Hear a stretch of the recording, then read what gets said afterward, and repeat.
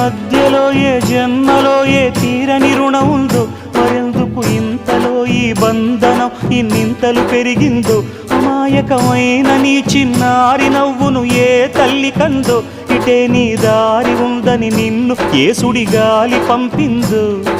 పాపం పుణ్యం దేవుడికెరుక, పేదకు దొరికిన బంగారు కణిక, పాలు వెన్నాలేవని అనక ప్రేమను తాగి పెరగవెసిలక.